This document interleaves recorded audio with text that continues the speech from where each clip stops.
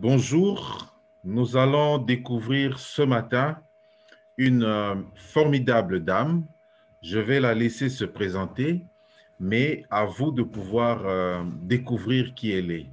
Bonjour madame, Bonjour. est-ce que, Bonjour. est-ce que vous pouvez vous présenter?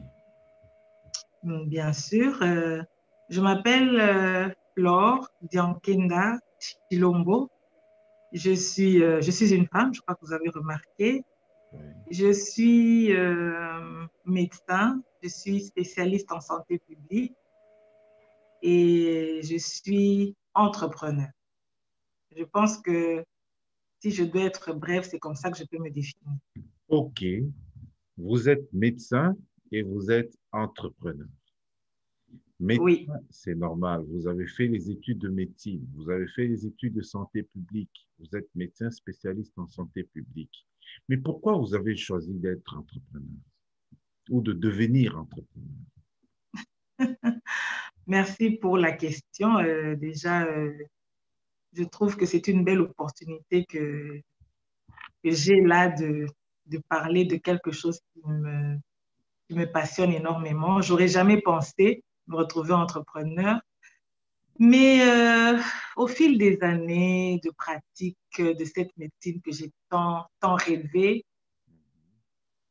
je me suis rendu compte que les salaires n'emmenaient pas à la satisfaction complète. Comme pouvait dire Robert Kiyosaki, c'est un auteur que je recommande vivement. Il a parlé du cadran de cash flow. C'est un entrepreneur multimilliardaire et motivateur. Il a écrit un livre fabuleux, enfin, plusieurs livres, mais là, je vais parler du cadran de cash flow. Il a dit que il valait mieux avoir des profits que vivre d'un salaire. Bon, ça, c'est quelque chose qu'au quotidien, nous tous ceux qui sont dans la vie active, euh, se rendent compte, quoi. Ok, Vous voyez que vous avez du mal à nouer les deux bouts, vous pouvez gagner autant d'argent, vous courez toujours. Et puis un beau jour, vous vous rendez compte qu'on a besoin d'avoir, comme qui dirait, un deuxième pied financier. Et donc, je tournais dans ça avec mon métier. Et puis après, je me rendais compte qu'il me fallait un plus, il me fallait un plus, il me fallait un plus. absolument. Et pourquoi pas entreprendre? Et ça m'est apparu comme une évidence quand l'opportunité s'est présentée à moi. Je l'ai saisie sans hésiter et je ne le Ok, regrette pas. Voilà comment je me suis retrouvée médecin et entrepreneur. ça Parce c'est que c'est formidable. possible de faire les deux.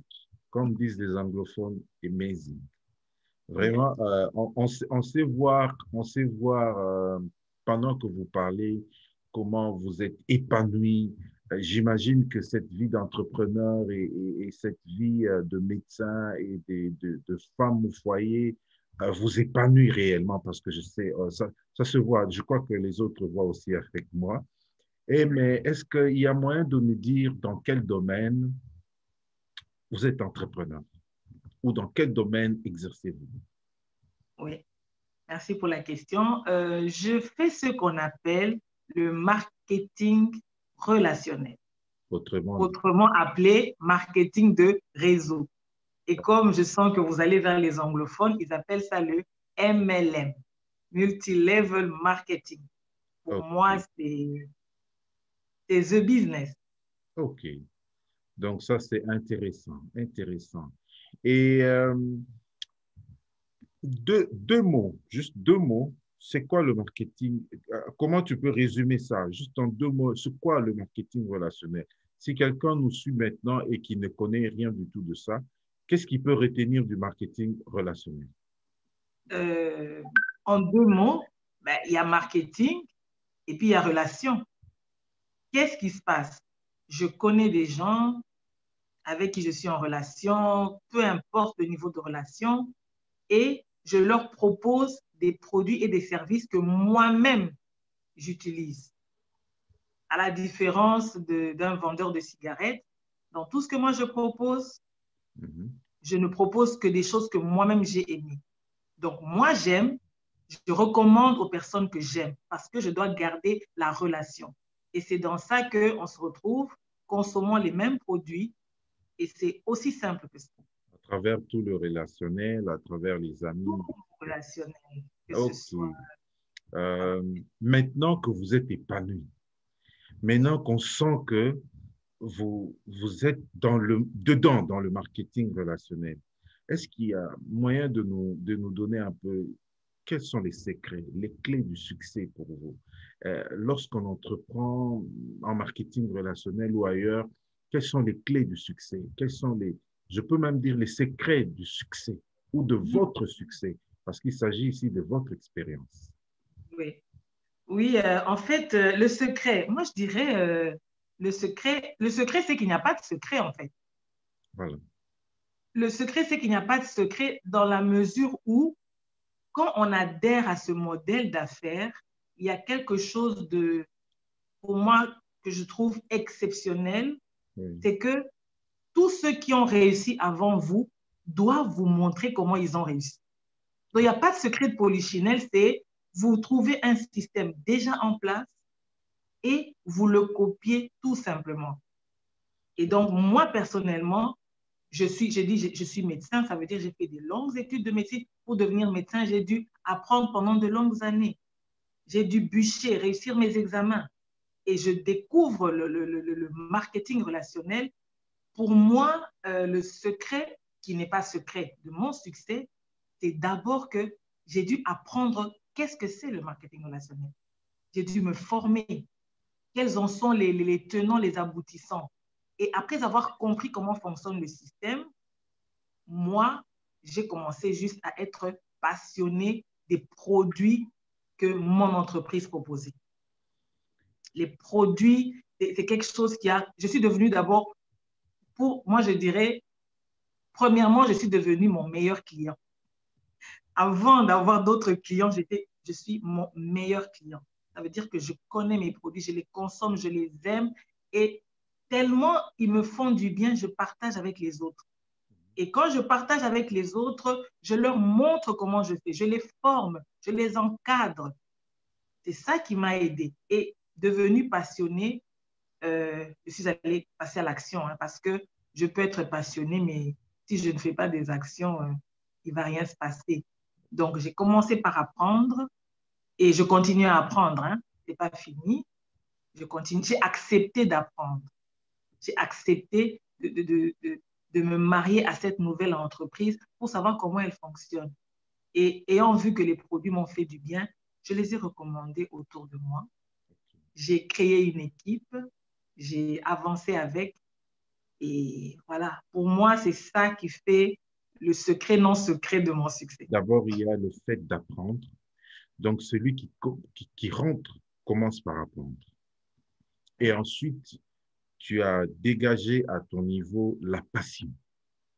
La passion, parce que celui qui aime va aussi très loin. Et ensuite, tu dégages aussi le fait que quand tu formes ton équipe, donc tu vas vers les autres, à d'autres personnes, ce qu'ils doivent devenir. Et finalement, toi-même, tu te retrouves en train de t'épanouir dans ton activité. Et ça, c'est super. C'est fantastique Oui. et c'est des leçons importantes qu'il faut apprendre. Et je suis très heureux de ça. Alors, il y a des gens qui disent qu'ils échouent. Il y a des gens qui disent que non, ça ne marche pas. On entend parfois à ces gens de personnes.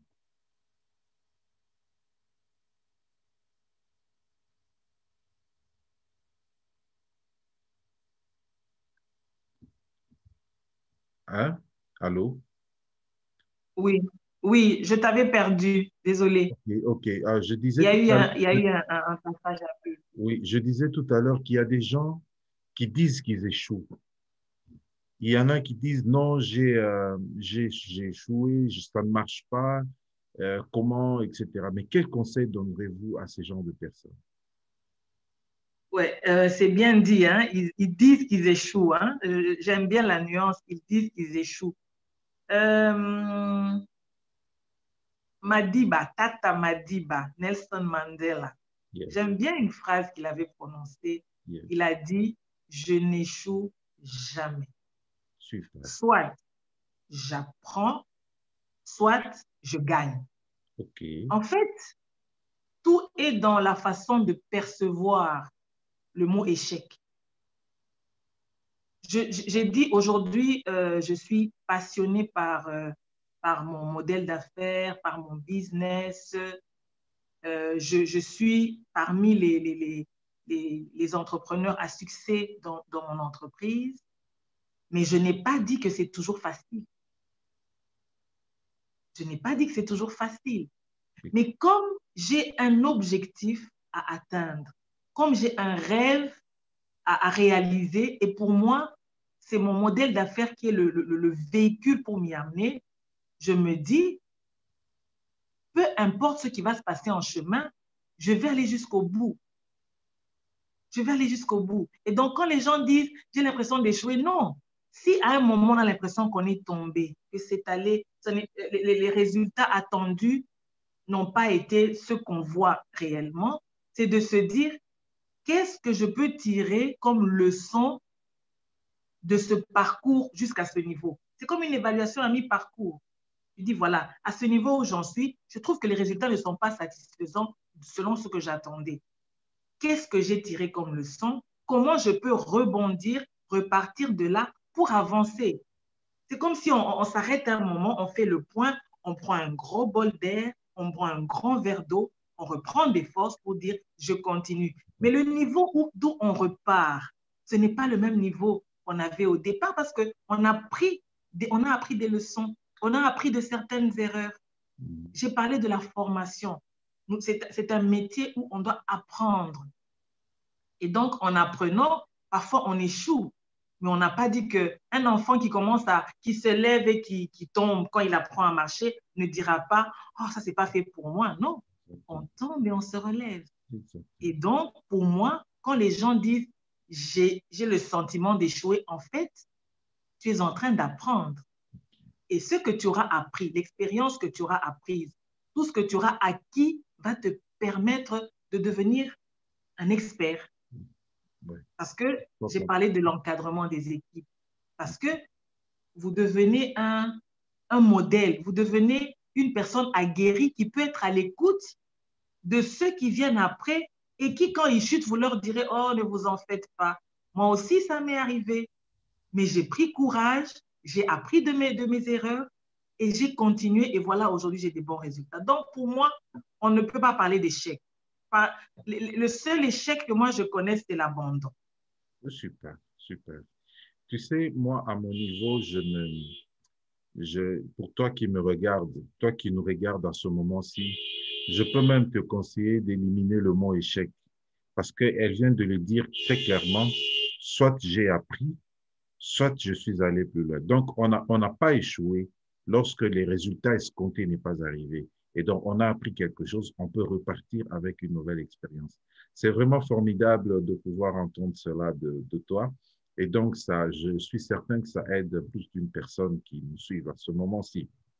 Alors, imagine maintenant que tu sois en face de quelqu'un qui il s'est dit, je ne peux pas rentrer dans cette affaire, je ne peux pas rentrer dans le business que toi tu fais, tout simplement parce que je risque de perdre mon argent ou parce que d'autres personnes m'ont dit que ça marche pas. Alors, toi, tu es en face d'une telle personne.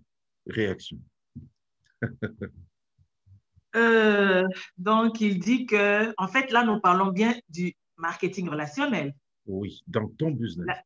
Dans mon business, la personne, oui, je vais perdre mon argent. Oui. Je lui dirais déjà, bon, je vais d'abord le rassurer. Hein. Oui. Le marketing relationnel, Eric Ouré dit ça souvent. Hein. Eric Ouré dit, le marketing relationnel n'est pas parfait. Il n'est pas parfait. Il n'y a aucune œuvre humaine qui soit parfaite. Mais il est tellement mieux. Pourquoi? Moi, je vous ai dit, je suis médecin et entrepreneur. Surtout au tout début, j'étais vraiment en plein dans l'action, dans mon métier de médecin, en plein dans l'action dans mon business. En fait, à un moment, vous savez que quand vous prenez votre argent pour investir dans votre business, j'appelle ça business, mais en fait, vous faites un investissement en vous. c'est un investissement en soi-même. Je vous ai dit que moi, j'étais ma meilleure cliente. C'est un investissement dans son bien-être, dans sa santé. C'est un investissement pour soi parce que nous consommons des produits que nous devons apprendre à aimer pour les recommander. Ça passe par là. Sinon, on devient des vendeurs de cigarettes. Parce que vous êtes d'accord avec moi, un vendeur de cigarettes n'est pas forcément un fumeur, mais il doit vendre ses produits. Donc, moi, j'appelle ça un business mensonger. Maintenant, dans le MLM, comme je dois être mon premier client, donc d'abord, c'est dans moi-même que j'investis, dans ma famille, dans mon foyer, dans ma maison. Donc, on ne perd pas son argent finalement parce qu'on investit en soi-même. Super, super. Pour moi, c'est ça. C'est la première chose que je vais lui dire. Et là, on est certain que, moi, je dis toujours, à un moment, il m'est arrivé, quand je passais des moments difficiles, de me dire, ah là là là là, mais les résultats que j'attends n'arrivent pas. Mais une chose est vraie, je me suis toujours dit, de toute façon, je continuerai à être mon propre client parce que les produits me font du bien. Dans les entreprises de marketing relationnel, si vous voulez une bonne entreprise, on doit s'assurer d'avoir un bon produit. C'est la base. Super. Et donc, moi, je dirais à ce genre de personnes, vous ne perdez pas votre argent. Si ça va marcher ou ça ne va pas marcher, regardez combien d'années a votre entreprise. L'entreprise qu'on vous propose, depuis combien d'années elle est sur le marché. Si elle a tenu plus de 20 ans, c'est que c'est une bonne entreprise. Elle a déjà marché sans vous. Donc, à vous de venir prendre votre part. Moi, je dirais à la personne, viens, commence et on va y travailler. C'est tellement mieux parce qu'à un moment, comme je dis, puisqu'on doit rencontrer des gens, puisqu'on rencontre des gens partout, on commence à travailler comme en s'amusant. Voilà. Super. Voilà. Super, ça c'est super, fantastique. Je suis très, très, très flatté. Et dites-moi, il y a quelque chose que tu n'as pas dit au départ. En fait, tu habites où? Ouf, là, pendant qu'on se parle, je suis en Belgique. Je vis en Belgique. Et précisément? À, mon village s'appelle Mont-Saint-Guibert, à 20 minutes de Bruxelles. Ok, super. Et pendant que toi tu es en Belgique, je n'ai pas retenu le nom, Mont-Saint. Je suis une Guibertine, comme on dit. Ok. Ça, euh, c'est en Belgique que nous avons ces éléments. De même, moi, je suis au Congo et à Ouais. Kinshasa précisément. Nous sommes en contact et nous parlons de ça. Et donc, chacun de nous ici peut tirer l'expérience de la Belgique, comme elle est en train de dire, l'expérience d'ailleurs, mais surtout l'expérience en marketing relationnel. Elle a donné les éléments clés qui peuvent t'aider, toi, à pouvoir te dire, oui, cette histoire, je vais approfondir. Mais n'hésite pas si tu veux approfondir. Elle est là. Tu peux la contacter. Je suis là. Tu peux me contacter. Tu peux approfondir les questions qui semblent ne pas être très claires aussi. Et donc, c'est quelque chose de très intéressant. Moi, je suis heureux aujourd'hui d'écouter toutes ces réponses qui sont vraiment merveilleuses. Et vous comprenez que ça sort d'une merveilleuse femme aussi. Et donc, à vous aussi d'en profiter. Mais avant de clôturer, Docteur Flore, ton dernier mot. Mon dernier mot. Oh là là, j'aurais tellement voulu en dire encore beaucoup, mais pour ceux qui nous suivent, qui vont écouter ce message, moi, ce que j'aimerais encourager les gens à faire, c'est déjà de passer au-delà de leur peur. Parce que quand on aborde quelqu'un, souvent, on a l'impression que les gens vont vous détailler tous les facteurs qui vont faire que ça ne marche pas. Alors qu'au-delà de la peur, il y a tellement de belles choses. Qui aurait pensé qu'en 2020, le monde allait être paralysé comme ça? Le monde est paralysé. Vraiment, c'est une expérience hors du commun. Mais comme je disais, le marketing relationnel n'est pas parfait, mais il est tellement mieux parce que pendant qu'on ne sait pas sortir de la maison, peut-être à Kinshasa, vous arrivez à sortir, mais nous ici, on est confinés. Deuxième confinement. Donc, on ne peut pas voir tout le temps les gens. Nous avons appris à travailler par téléphone, par visioconférence. Et Moi, je trouve que, Comme maintenant d'ailleurs. comme maintenant, là, toi et moi, on travaille. Voilà, c'est ça. Et c'est devenu, dans les années qui vont venir, de toute façon, les choses ne... Moi, je ne pense pas que ça va revenir comme avant. Donc, celui qui veut que sa vie change doit commencer par accepter le changement et passer au-delà de la peur. Exactement. Votre rêve vous cherche. Votre rêve vous attend. À vous de vous lever et d'aller le prendre. Peu importe ce qui se passe autour. Tant qu'il y a la vie, il y a l'espoir. Voilà. Merci beaucoup. Je pense Ça, que ça c'est sera ça mon formidable. dernier mot. Ça, c'est formidable. Donc, elle a dit son dernier mot. Nous avons perçu, comme je viens de le dire, n'hésitez pas de la contacter ou de me contacter si vous voulez approfondir cette question, vous voulez avoir plus d'éléments. Voilà comment elle est en train de décortiquer ces choses. Et donc, c'est à vous aussi de pouvoir rentrer en profondeur. N'hésitez surtout pas, laissez un message privé ou un message en commentaire. Vous allez être pris en charge directement. Merci à toi, Dr. Flore. Merci aussi à Merci. tout le monde. Merci pour l'opportunité en tout cas. Bien de bonnes choses à tous. Merci. Au Merci, bye revoir. bye, au revoir. Au revoir. À bientôt. Au revoir.